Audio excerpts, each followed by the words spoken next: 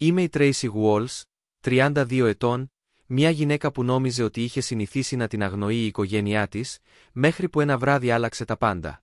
Εκείνο το βράδυ ήταν η 30η επέτειος γάμου των γονιών μου που πραγματοποιήθηκε σε μια μικρή κοινοτική αίθουσα στο Boise.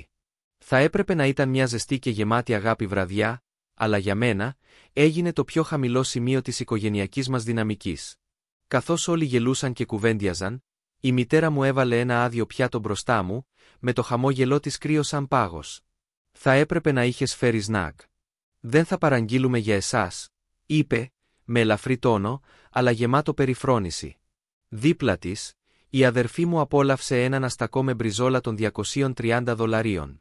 Η αυτάρεσκη έκφρασή της μου υπενθύμησε σιωπηλά που στεκόμουν.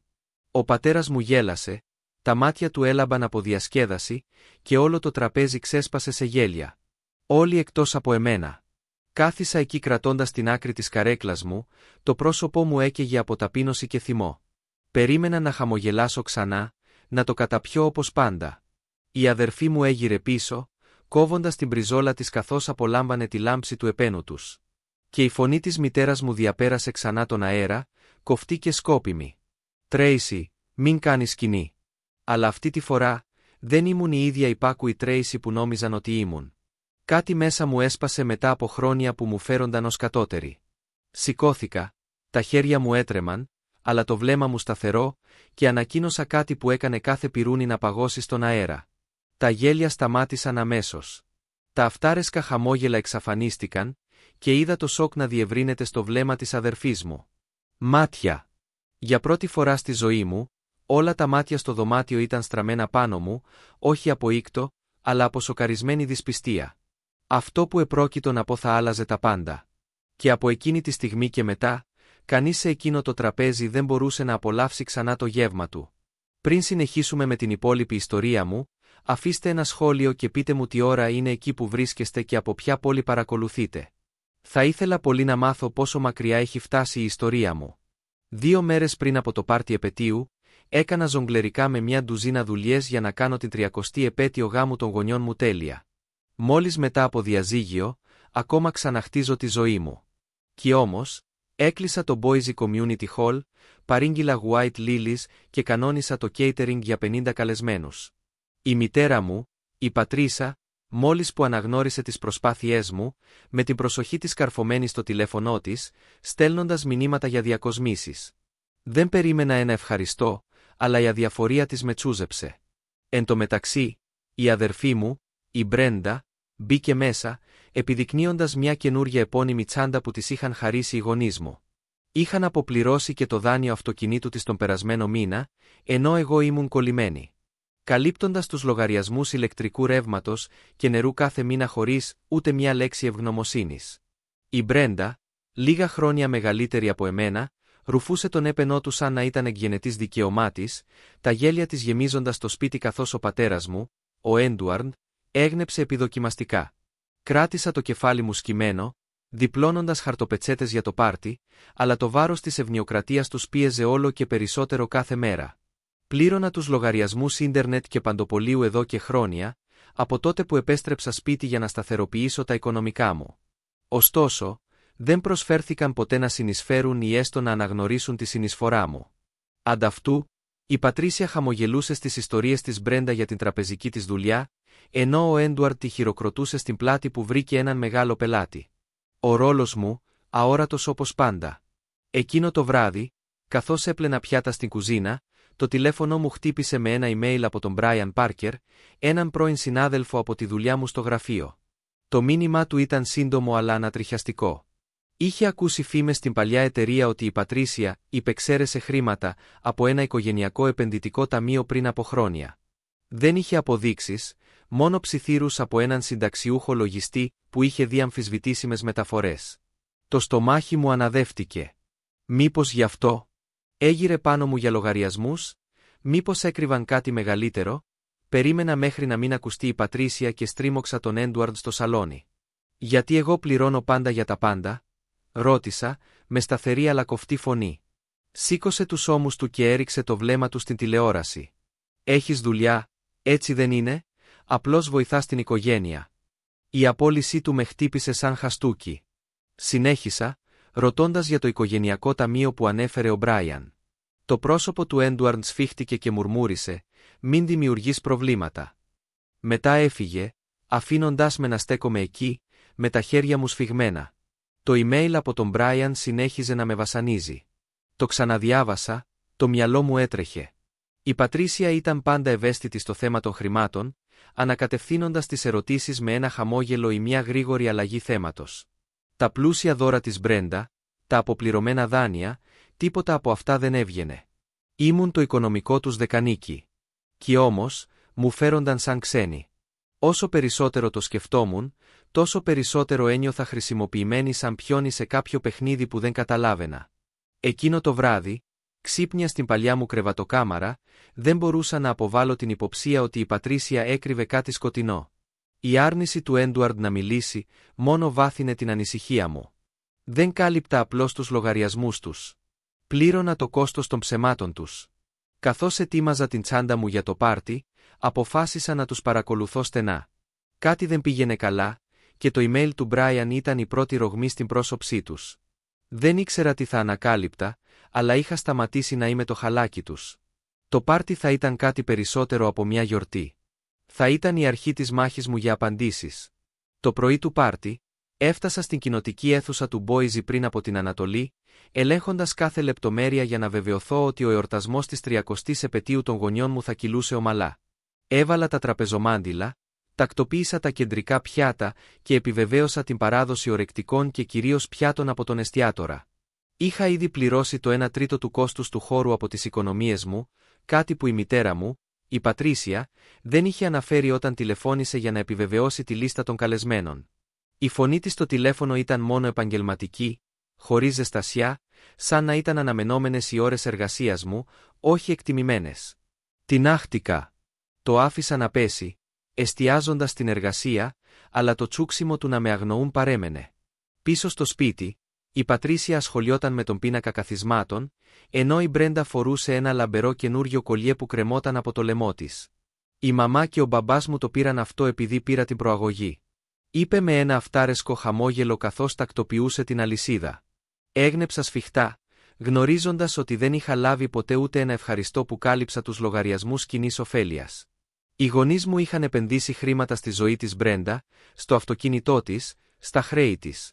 Ενώ εγώ πλήρωνα τα έξοδα του νοικοκυριού τους χωρίς δεύτερη ματιά, όταν ανέφερα την προκαταβολή catering που είχα καλύψει, η Πατρίσια με διέκοψε. «Πρέπει να πληρώσεις ολόκληρο τον λογαριασμό για το πάρτι», είπε με τον κοφτό τόνο της. «Είναι δική σου ευθύνη ως οικογένεια». Ανοιγοκλίνω τα μάτια μου, σάστισα τα χέρια μου, σταματώντας πάνω από μια στίβα χαρτοπετσέτες. «Έχω ήδη πληρώσει ένα μέρος», είπα, με τη φωνή μου να υψώνεται. «Γιατί? Είμαι πάντα εγώ?»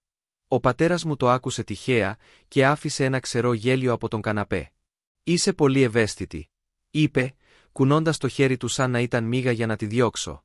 Η Μπρέντα χαμογέλασε πονηρά, στριφογυρίζοντας το κολιέ της, χωρίς να μπει στον κόπο να παρέμβει. Η απόρριψη με έκαιγε. Είχα περάσει εβδομάδες σχεδιάζοντας να ψάξω στο λογαριασμό μου για να κάνω τη μέρα τους ξεχωριστή. Κι όμως, συμπεριφέρθηκαν σαν να μην ήταν τίποτα. Αποσύρθηκα στην κουζίνα, με σφιγμένο το στήθος μου, νιώθοντας σαν ξένη στην οικογένειά μου. Το κολιέ της Μπρέντα έλαμπε στο μυαλό μου, σύμβολο της ευνοιοκρατίας τους, ενώ οι δικές μου συνεισφορές αγνοούνταν. Ήθελα να τους αντιμετωπίσω για να ρωτήσω γιατί η Μπρέντα έπαιρνε δώρα, ενώ εγώ είχα απαιτήσεις. Αλλά δίστασα γνωρίζοντας ότι είχε πυροδοτήσει καυγά πριν από το πάρτι. Εκείνο το απόγευμα, καθώς φόρτωνα καρέκλες στο αυτοκίνητό μου για την αίθουσα, χτύπησε το τηλέφωνό μου. Ήταν η Σούζαν, η γειτόνισά μας. Η φωνή της χαμηλή και επιφυλακτική. Είχε ακούσει την Πατρίσια σε μια λέσχη βιβλίου να καυχιέται για το πως η Μπρέντα ευημερούσε χάρη στην υποστήριξή τους. «Δεν σε ανέφερε ούτε μια φορά», είπε η Σούζαν με τον τόνο της απολογητικής. Το μόνο που μιλούσε ήταν η προαγωγή της Μπρέντα, το νέο της αυτοκίνητο, το πόσο περήφανη είναι. Το κράτημά μου στο τηλέφωνο σφίχτηκε. Οι καυχήσεις της Πατρίσια για την Μπρέντα, ενώ αγνοούσε τις θυσίες μου, έμοιαζαν με μαχαίρι που στριφογύριζε βαθύτερα. Η Σούζαν δίστασε και μετά πρόσθεσε: «Απλώς σκέφτηκα ότι θα έπρεπε να ξέρεις πως μιλάει όταν εσύ δεν είσαι εκεί». Η κλήση τερματίστηκε, αλλά τα λόγια της Σούζαν αντίχησαν. Στάθηκα δίπλα στο αυτοκίνητό μου, η στίβα με τις καρέκλες ξεχασμένη καθώς ο θυμός σιγόβραζε. Η απέτηση της Πατρίσια να πληρώσω ολόκληρο τον λογαριασμό. Το γέλιο του Έντουαρντ, η αυτάρεσκη στάση της Μπρέντα, όλα συγκρούστηκαν. Δεν απλώς παραβλέψτηκα. Με έσβησαν. Το σιωπηλό κύμα αδικίας που είχα πιέσει για χρόνια ήταν τώρα ένας βρυχυθμός. Οδήγησα στην αίθουσα, με τα χέρια μου να τρέμουν, αποφασισμένη να τους αντιμετωπίσω απόψε. Δεν επρόκειτο πια απλώς για ένα πάρτι. Επρόκειτο για χρόνια που με θεωρούσαν δεδομένο. Κάτι έπρεπε να αλλάξει. Καθώς ξεκίνησε το πάρτι, κάθισα στο οικογενειακό τραπέζι. Το στομάχι μου κούνησε από την απογοήτευση του πρωινού. Το κοινοτικό μέγαρο του Μπόιζι βουίζει με 50 καλεσμένους, η φλιαρία και τα ποτήρια τους γέμιζαν τον αέρα. Σάρωσα την αίθουσα, ελπίζοντας για μια στιγμή αναγνώρισης, αλλά η Πατρίσια ήταν απασχολημένη χαιρετώντας μια παλιά φίλη, με το πλατή της χαμόγελο, καθώς διηγούνταν ιστορίες από τα νιάτα τους. Ο Έντουαρντ στεκόταν εκεί κοντά, γελώντας με έναν ξάδερφο για τις παλιές του μέρες στο κατάστημα επίπλων, η φωνή του ηχούσε βροντερά στο πλήθος. Η Μπρέντα, καθισμένη απέναντί μου, κρατούσε το τιμόνι, αναβιώνοντας μια ομάδα συγγενών, με ιστορίες για την τελευταία της τραπεζική επιτυχία. Το επώνυμο φόρεμά της τράβηξε το φως, δώρο από την Πατρίσια και τον Έντουαρντ, αναμφίβολα. Έστρωσα την πετσέτα μου, νιώθοντας σαν ξένη στον εορτασμό της 30ης επετείου των γονιών μου. Οι εβδομάδες σχεδιασμού μου ήταν αόρατες σε όλους. Η Πατρίσια με κάλεσε να σερβίρω κρασί σε έναν καλεσμένο. Ο τόνος της ήταν απότομο σαν να ήμουν προσωπικό, όχι οικογένεια. Υπάκουσα, δαγκώνοντας μια απάντηση, αλλά η ελαφριά ενόχληση με τσούξιμο. Καθώς επέστρεψα στη θέση μου, η Μπρέντα έσκυψε προς έναν ξάδερφο, καυχιόταν για την προαγωγή της. Η φωνή της ήταν αρκετά δυνατή για να την ακούσω. «Είναι τόσο περήφανη για μένα», είπε, κοιτάζοντας την Πατρίσια, η οποία έγνεψε με ενθουσιασμό. Ο Έντουαρντ συμμετείχε. Η Μπρέντα ήταν πάντα στάρ. Έσφιξα το ποτήρι μου, ο έπαινός τους για εκείνη αντιχούσε στη σιωπή που μου πρόσφεραν. Πλήρωνα τους λογαριασμούς τους για χρόνια, ηλεκτρικό ρεύμα, ψώνια, ίντερνετ. Κι όμως, να με δω, σερβίροντας κρασί ενώ την γιόρταζαν. Η αδικία σιγόβραζε, ένας ήρεμος θυμός συσσωρευόταν στο στήθος μου. Προσπάθησα να συμμετάσχω στη συζήτηση, αναφέροντας το catering που είχα κανονίσει, αλλά η Πατρίσια με έκανε νόημα να φύγω, γυρίζοντας να επενέσει την επιλογή σκουλαρικιών της Μπρέντα. Ο Έντουαρντ ούτε καν κοίταξε προς το μέρος μου, πολύ απασχολημένος κάνοντας πρόποση σε έναν γείτονα. Η απόρριψη ένιωθα σαν βάρος, που με πίεζε περισσότερο με κάθε γέλιο που δεν ήταν για μένα. Κοίταξα το άδειο μου μέρος, χωρίς να στείνω πιάτο, χωρίς φαγητό, μόνο ένα πιρούνι και ένα ποτήρι. Τότε η Πατρίσια έσκυψε πάνω στο τραπέζι, με τα μάτια της να λάμπουν, και έβαλε ένα άδειο πιάτο μπροστά μου. «Έπρεπε να φέρεις σνακ», είπε, με τη φωνή της κοφτή από κοροϊδία. «Δεν παραγγείλαμε τίποτα για σένα». Το τραπέζι ξέσπασε σε γέλια, και η Μπρέντα, απολαμβάνοντας έναν αστακό και μια μπριζόλα των $230, έριξε ένα αυτάρεσκο χαμόγελο, το πιρούνι της έλαμπε καθώς δάγκωσε άλλη μια μπουκιά. Τα λόγια ήταν βαθιά, ένα δημόσιο χτύπημα που αντιχούσε χρόνια παραμέρισης. Ο Έντουαρντ χαμογέλασε πλατιά στην Μπρέντα, λέγοντας «Αυτή είναι η Μπρέντα μας. Πάντα μια εξαιρετική εμφάνιση». Η Πατρίσια έγνεψε καταφατικά, τα μάτια της έλαμπαν καθώς επενούσε την επιλογή του κυρίως πιάτου της Μπρέντα. Τα δάχτυλά μου μάζεψαν γροθιές κάτω από το τραπέζι, με το τσίμπημα της ευνοϊκής του στάσης να κατακλείζει. Το ηρωνικό χαμόγελο της Μπρέντα άνοιξε διάπλατα, καθώς έκοψε την μπριζόλα της σαν να ήταν μέρος του γεύματος η ταπείνωσή μου. Τα γέλια των καλεσμένων ξεθόριασαν σε ένα θαμπό βρυχυθμό, με τα τσούγκριμα ποτήρια τους να αποτελούν φόντο τον αυξανόμενο θυμό μου. Τότε η Πατρίσια μίλησε ξανά, με τον τόνο της χαλαρό αλλά σταθερό. «Τρέισι, εσύ πληρώνεις το λογαριασμό για αυτό, σωστά?» Ο Έντουαρντ έγνεψε καταφατικά, με την έκφρασή του αυτάρεσκη. «Η οικογένεια παίρνει το βάρος της», είπε, χωρίς να με κοιτάξει στα μάτια. Το θράσος του να περιμένει να πληρώσω για το πολυτελές πάρτι τους αφού αγνόησε τη συνεισφορά μου έσπασε κάτι μέσα μου. Είχα καταπιεί την αδιαφορία τους για πολύ καιρό, πάντα αυτή που θυσίαζε ενώ εκείνοι κολακεύονταν την Μπρέντα. Τα χέρια μου έτρεμαν καθώς έσπρωχνα την καρέκλα μου προς τα πίσω με την κραυγή, σίγοντας το τραπέζι. Κράτησα τη φωνή μου σταθερή αλλά δυνατή. «Πατρίσια Έντουαρντ», είπα, κοιτάζοντάς τους. «Θα πληρώσετε εσείς για αυτό το πάρτι», και τελείωσα να καλύψω τους λογαριασμούς σας, όλους ξεχωριστά. Το δωμάτιο πάγωσε. Τα πυρούνια αιωρούνταν. Τα ποτήρια ακίνητα και όλα τα κεφάλια γύρισαν. Το χαμόγελο της Μπρέντα εξαφανίστηκε, αντικαταστάθηκε από ένα διαπεραστικό βλέμμα, τα χείλη της άνοιξαν διάπλατα, σαν να ήθελε να ανταποδώσει. Το πρόσωπο της Πατρίσια σκλήρινε και τα μάτια της στένεψαν. «Τρέισι, κάθισε». Σύρηξε, αλλά εγώ δεν κουνήθηκα. Η αυτάρεσκη έκφραση του Έντουαρντ κλονίστηκε, το μέτωπό του, που ζάρωσε καθώς έσκυψε μπροστά, ευνηδιάστηκε. Οι καλεσμένοι άλλαξαν τους ψιθύρους τους, χάνοντας σε μια τεταμένη σιωπή. Η Μπρέντα άφησε το πυρούνι της να πέσει στο βλέμμα της, παγωμένο σαν να είχα παραβιάσει έναν άρρητο κανόνα.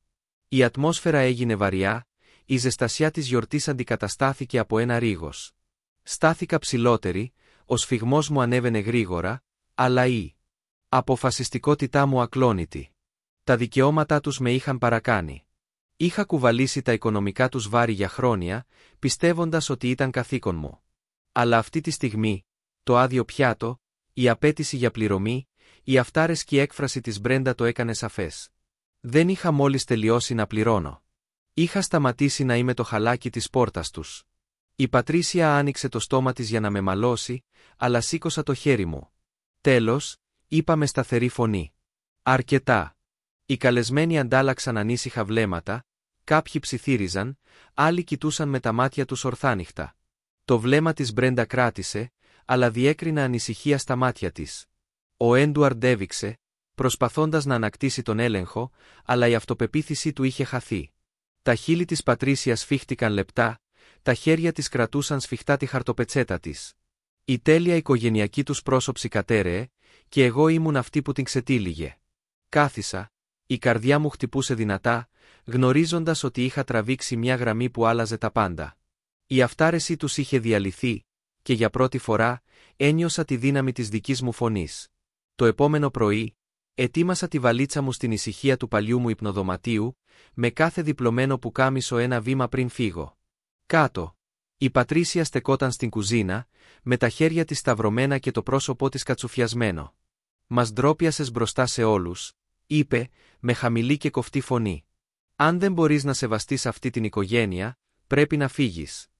Ο Έντουαρντ, ακουμπισμένος στον πάγκο, έγνεψε καταφατικά, με τα μάτια του καρφωμένα στην κούπα του καφέ του. «Προκάλεσε σκηνή, Τρέισι», είπε με ψυχρό τόνο. «Δεν χρειαζόμαστε τέτοιου είδους προβλήματα εδώ».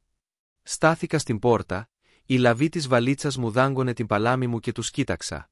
«Δεν έκανα τίποτα άλλο από το να σε υποστηρίζω», είπα, η φωνή μου σταθερή παρά τον πόνο στο στήθος μου. «Πλήρωσα τους λογαριασμούς σου, οργάνωσα το πάρτι σου και δεν πήρα τίποτα άλλο παρά κοροϊδία σε αντάλλαγμα». Το κατσούφιασμα της Πατρίσια βάθινε και είπε απότομα. «Υπερβάλλεις. Πάντα ήμασταν εκεί για σένα». Ο Έντουαρντ δεν σήκωσε το βλέμμα του, απλώς ανακάτεψε τον καφέ του σαν τα λόγια μου να ήταν άσχετα. Η απόρριψή τους με πόνεσε, αλλά το περίμενα. Χρόνια που με αγνόησαν με είχαν σκληρύνει στην αδιαφορία τους. Η Μπρέντα εμφανίστηκε από το σαλόνι, με σκληρή έκφρασή της. «Είσαι τόσο εγωίστρια, Τρέισι», είπε, η φωνή της έσταζε από περιφρόνηση. «Δεν εκτιμάς όλα όσα έχουν κάνει η μαμά και ο μπαμπάς για σένα». Την κοίταξα άναυδη από την κατηγορία. «Εκτίμησε αυτό που σου απάντησα. Το να πληρώνω το δάνειο του αυτοκινήτου σου ενώ εγώ καλύπτω τα ψώνια τους. Το να μου σπρώχνουν ένα πιάτο στο πρόσωπο ενώ σε επενούν». Τα μάτια της Μπρέντα στένεψαν, αλλά δεν απάντησε. Απλώς σταύρωσε τα χέρια της και στάθηκε δίπλα στην Πατρίσια, σαν να επέλεγε πλευρά. Το δωμάτιο έμοιαζε μικρότερο, ο αέρας πυκνός με το ενωμένο μέτωπό τους εναντίον μου. Γύρισα σφιχτά το λαιμό μου και βγήκα έξω για να καθαρίσω το κεφάλι μου. Καθισμένη στη βεράντα, τηλεφώνησα στην Έλεν, την καλύτερη μου φίλη, με τα χέρια μου να τρέμουν καθώς ανέφερα το πάρτι, το άδειο πιάτο και το πρωινό τελεσίγραφο. Η Έλεν άκουγε ήσυχα, η φωνή της ζεστή όταν τελικά μίλησε. «Τρέισι, δεν το αξίζεις αυτό», είπε, «σε θεωρούσαν δεδομένο για πολύ καιρό». Τα λόγια της ήταν σανίδα σωτηρίας που με έβγαλε από την άκρη της αμφιβολίας. Σταμάτησε και μετά πρόσθεσε: «Πρέπει να πας στο σπίτι της Ρουθ. Είχε τα δικά της προβλήματα με την Πατρίσια. Θα καταλάβει». Η Ρουθ, η θεία μου, είχε αποστασιοποιηθεί από την Πατρίσια πριν από χρόνια, μετά από έναν καυγά για τα οικονομικά της οικογένειας. Η ιδέα πυροδότησε μια χτίδα ελπίδας. Ευχαρίστησα την Έλεν, την υποστήριξή της, που με έβαλε στο έδαφος, και έκλεισα το τηλέφωνο. Πίσω μέσα, αντίκρισα την Πατρίσια και τον Έντουαρντ για τελευταία φορά. «Φεύγω», είπα με σταθερή φωνή. «Μπορείς να χειρίζεσαι τα έξοδά σου από τώρα και στο εξής». Τα μάτια της Πατρίσια άνοιξαν διάπλατα, αλλά δεν μίλησε. Ο Έντουαρντ μουρμούρισε: «Θα το μετανιώσεις», αλλά τα λόγια του δεν είχαν πιστικότητα. Η Μπρέντα χλέβασε, κουνώντας το κεφάλι της σαν η απόφασή μου να ήταν προσωπική προσβολή. Δεν μάλωνα. Είχα πει αρκετά. Παίρνοντας τη βαλίτσα μου, ετοίμασα μερικά απαραίτητα ρούχα, μια φωτογραφία της εκλειπούσας γιαγιάς μου, το λάπτοπ μου και βγήκα από την πόρτα. Το πρωινό στο Μπόιζι ήταν δροσερό, ο δρόμος ήσυχος καθώς φόρτωνα το αυτοκίνητό μου. Η καρδιά μου χτυπούσε δυνατά, όχι από φόβο, αλλά από αποφασιστικότητα. Η φυγή δεν αφορούσε απλώς το να φύγω από το σπίτι τους. Ήταν το να ανακτήσω τη ζωή μου. Είχα περάσει χρόνια δεμένη στις προσδοκίες τους, πιστεύοντας ότι τους όφιλα την υποστήριξή μου. Αλλά η απόρριψή τους, η απέτησή τους να φύγω, με είχε απελευθερώσει. Έφυγα με το αυτοκίνητο από το σπίτι, συρρυκνώνοντας τον εαυτό μου στον καθρέφτη μου, με το μυαλό μου στραμμένο στο σπίτι της Ρουθ στην άλλη άκρη της πόλης. Δεν ήξερα τι θα ακολουθούσε, αλλά για πρώτη φορά ένιωσα απαλλαγμένη από το βάρος, έτοιμη να χτίσω μια ζωή όπου δεν θα ήμουν αόρατη. Το βράδυ, χτύπησα την πόρτα της Ρουθ, με τη βαλίτσα μου βαριά στο χέρι. Με καλωσόρισε στο άνετο διαμέρισμά της στο Μπόιζι. Το ζεστό της χαμόγελο, σε έντονη αντίθεση με την ψυχρότητα που είχα αφήσει πίσω μου. Καθισμένη στο τραπέζι της κουζίνας της διηγήθηκα την ιστορία του πάρτι επετείου, το άδειο πιάτο, την κοροϊδία της Πατρίσια, την απέτηση να πληρώσω για τα πάντα και την απόφασή μου να τους διακόψω. Η Ρουθ άκουγε προσεκτικά, με τα μάτια της απαλά από κατανόηση, κουνώντας καταφατικά το κεφάλι της καθώς περιέγραφα τα χρόνια που με σκίαζε η Μπρέντα. «Κουβαλούσες πάρα πολλά για πολύ καιρό», είπε, με σταθερή φωνή. «Ήρθε η ώρα να βάλεις τον εαυτό σου πάνω απ' όλα». Τα λόγια της σηκώθηκαν από τους ώμους μου, η ανακούφιση που ένιωσα ότι με άκουσαν με κατέκλυσε. Η Ρουθ σηκώθηκε, ανακτώντας ένα κουτί με παλιά οικογενειακά έγγραφα από μια ντουλάπα. «Τα έχω κρατήσει αυτά από τότε που τσακώθηκα με την Πατρίσια», είπε, κοσκινίζοντας ξεθοριασμένα χαρτιά. Έβγαλε έναν φάκελο με την ετικέτα «Οικογενειακό καταπίστευμα» και άπλωσε το περιεχόμενό του στο τραπέζι. Καθώς εξετάζαμε τις σελίδες, μου κόπηκε η ανάσα. Εκεί, ανάμεσα στα οικονομικά αρχεία, υπήρχε ένα έγγραφο μεταφοράς με ημερομηνία χρόνια πριν που έφερε την υπογραφή της γιαγιάς μου ή κάτι που έμοιαζε με αυτήν. Το πρόσωπο της Ρουθ σφίχτηκε. «Αυτό δεν είναι το γραφικό της χέρι», είπε, δείχνοντας τις ακανόνιστες κυκλικές κινήσεις. «Η Πατρίσια το πλαστογράφησε για να τραβήξει χρήματα από το καταπίστευμα». Η καρδιά μου χτυπούσε δυνατά. Το Κιτζέιου που προοριζόταν για όλη την οικογένεια είχε εξαντληθεί και το όνομα της Πατρίσια ήταν συνδεδεμένο με κάθε ανάληψη. Πριν προλάβω να επεξεργαστώ την ανακάλυψη, το τηλέφωνο μου χτύπησε με ένα email από την Έλεν. Έψαξε στα παλιά αρχεία της εταιρείας της Πατρίσια μετά την κλήση μας, συνεργαζόμενη με έναν πρώην συνάδελφο. Επισυνάπτονταν σαρωμένα βιβλία από την εποχή που η Πατρίσια ήταν οικονομική διευθύντρια, τα οποία έδειχναν μη εξουσιοδοτημένες μεταφορές σε έναν λογαριασμό που συνδεόταν με το όνομά της. «Είναι αρκετό για να αποδείξει ότι υπεξαίρεσε κεφάλαια», έγραψε η Έλεν. Κοίταξα την οθόνη, τα στοιχεία. Συμφωνούσαν με τα ευρήματα της Ρουθ. Η Πατρίσια δεν είχε απλώς ευνοήσει την Μπρέντα, είχε προδώσει ολόκληρη την οικογένεια. Η προδοσία με πλήγωσε, αλλά και με έκανε να νιώσω πιο αποφασισμένη. Δεν έφευγα απλώς. Αποκάλυπτα την αλήθεια. Η Ρουθ δεν δίστασε. «Πρέπει να το πάμε σε δικηγόρο», είπε, καλώντας ήδη τον Τομ Ρέινολντς, έναν δικηγόρο που γνώριζε χρόνια. Ο Τομ άκουγε τη Ρουθ να εξηγεί την πλαστογραφημένη υπογραφή και τα έγγραφα της Έλεν, με ήρεμη αλλά σοβαρή φωνή από το μεγάφωνο. «Αυτός είναι λόγος για αγωγή», είπε.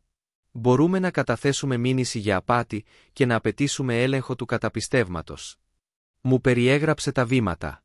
Να συγκεντρώσω περισσότερα στοιχεία, να συντάξω μία μήνυση και να παραδώσω τα έγγραφα στην Πατρίσια.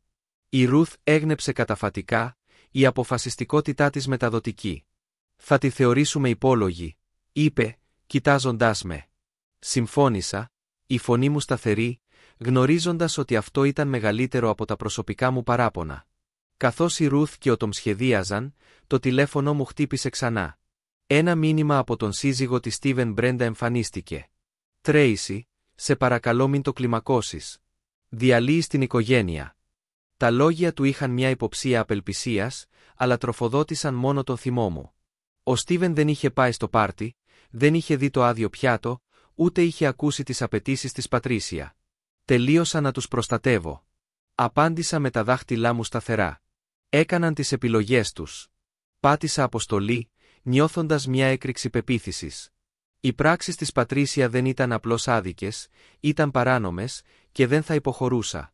Η Ρουθ έσφιξε το χέρι μου, με άγρια μάτια. «Κάνεις το σωστό», είπε.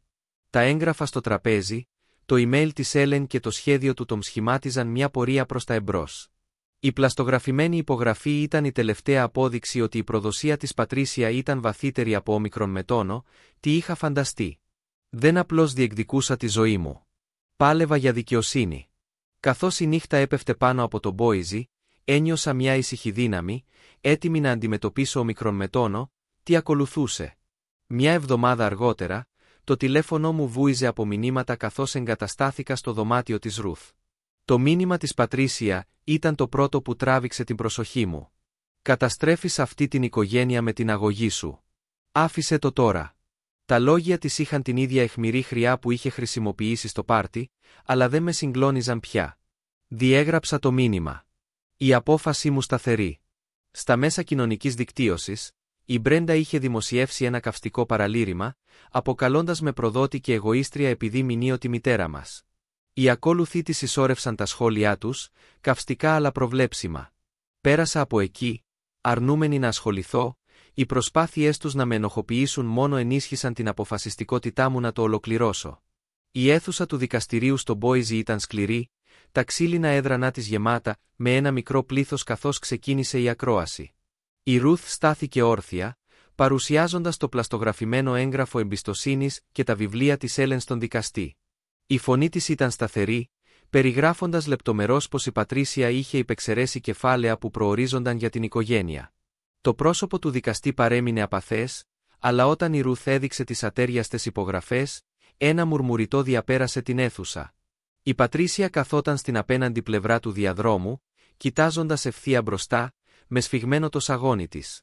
Ο εκπρόσωπος της τράπεζας επιβεβαίωσε ότι είχαν παγώσει τους λογαριασμούς της εν αναμονή της έρευνας, μια κίνηση που την χτύπησε σαν ορατό χτύπημα.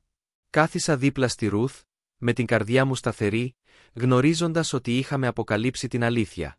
Μετά την ακρόαση, περπάτησα προς μια κοντινή καφετέρια, χρειαζόμενη μια στιγμή για να αναπνεύσω. Ο Έντουαρντ περίμενε εκεί, το πρόσωπο του γεμάτο ανησυχία. «Τρέισι, ας μιλήσουμε», είπε, με τη φωνή του πιο απαλή από ποτέ. «Αυτή η αγωγή μας διαλύει. Δεν μπορούμε να το διευθετήσουμε ως οικογένεια». Η έκκλησή του με ευνηδίασε, αλλά ένιωσα κενό νόημα. Σκέφτηκα τα χρόνια που πλήρωνα τους λογαριασμούς τους. Το άδειο πιάτο στο πάρτι. Τη σιωπή όταν χρειαζόμουν υποστήριξη. «Είχες την ευκαιρία σου να είσαι δίκαιη», είπα ακόμη και τον τόνο μου. «Σας κουβαλάω όλους». Οι ώμοι του Έντουαρντ έπεσαν και κοίταξε αλλού. Δεν υπήρχε πάγκος να προσφέρω. Έφυγα από το μαγαζί με τα βήματά μου πιο ανάλαφρα, χωρίς να βαραίνει το αίτημά του. Πίσω στο σπίτι της Ρουθ, βρήκα μια επιστολή από την τράπεζα να περιμένει στο τραπέζι της κουζίνας. Επιβεβαίωνε ότι τα κεφάλαια του καταπιστεύματος είχαν επιστραφεί στο όνομα της Ρουθ, μια νίκη που έμοιαζε με μια καθυστερημένη διόρθωση. Η Ρουθ με αγκάλιασε, με τα μάτια της να λάμπουν. «Τα καταφέραμε», είπε, με τη φωνή της βαριά από ανακούφιση. Τα χρήματα δεν ήταν μόνο δικά της. Ήταν ένα κομμάτι της οικογενειακής μας κληρονομιάς που κλάπηκε και τώρα ανακτήθηκε. Έγνεψα καταφατικά με μια ήσυχη υπερηφάνεια που καθόταν στο πέρασμά της. Η προδοσία της Πατρίσια είχε αποκαλυφθεί και είχα μείνει ακλόνητη σε όλα. Η αίθουσα του δικαστηρίου εκείνη την ημέρα δεν είχε να κάνει μόνο με τα χρήματα. Ήταν για τη δικαιοσύνη. Τα μηνύματα της Πατρίσια, οι αναρτήσεις της Μπρέντα, η έκκληση του Έντουαρντ, δεν μπορούσαν να ανατρέψουν την αλήθεια. Είχα αγωνιστεί για το σωστό και για πρώτη φορά ένιωσα πραγματικά ελεύθερη από τη σκιά τους. 6 μήνες αργότερα, ξεκλείδωσα το νέο μου διαμέρισμα στο Μπόισι, το κλειδί, ένα μικρό σύμβολο του νέου μου ξεκινήματος. Ο χώρος ήταν απλός, αλλά ο δικός μου γεμάτος φως και την ήσυχη υπόσχεση ανεξαρτησίας.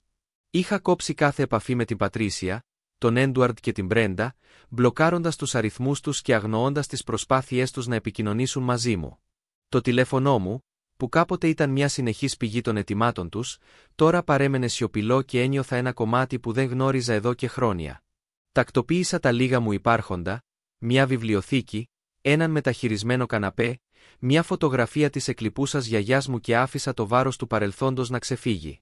Μέσω της Ρουθ, έφτασαν τα νέα ότι η Πατρίσια και ο Έντουαρντ είχε χάσει το σπίτι τους. Οι συνέπειες της αγωγής τους άφησαν σε πτώχευση, με τις οικονομίες τους να έχουν εξαντληθεί από τα δικαστικά έξοδα και τους παγωμένους λογαριασμούς. Είχαν μετακομίσει σε ένα στενό ενοικιαζόμενο σπίτι στην άλλη άκρη της πόλης, πολύ μακριά από το σπίτι που κάποτε βοηθούσα να συντηρηθεί. Δεν ένιωθα καμία ικανοποίηση, μόνο μια μακρινή οδύνη για το τι θα μπορούσε να είχε συμβεί. Οι επιλογές τους είχαν οδηγήσει εδώ, όπως ακριβώς οι δικές μου με είχαν οδηγήσει σε αυτή τη νέα αρχή. Η ζωή της Μπρέντα είχε επίσης ανατραπεί. Η Ρουθ άκουσε από έναν κοινό φίλο ότι η Μπρέντα είχε απολυθεί από την τραπεζική της δουλειά, η φήμη της είχε αμαυρωθεί μετά το σκάνδαλο του καταπιστευματικού ταμείου. Αυτή και ο Στίβεν, μαζί με τα παιδιά τους, ήταν πλέον στριμωγμένοι στο μικρό σπίτι των γονιών του, σε έντονη αντίθεση με τον κάποτε λαμπερό τρόπο ζωής της. Δεν μίλησα για την πτώση της. Ήταν συνέπεια της συνενοχής της, όχι της εκδίκησής μου. Είχα ξεπεράσει τον κόσμο τους, επικεντρωμένη στο να χτίσω τον δικό μου. Η Ρουθ με κάλεσε ένα απόγευμα, η φωνή της ζεστή, αλλά σοβαρή.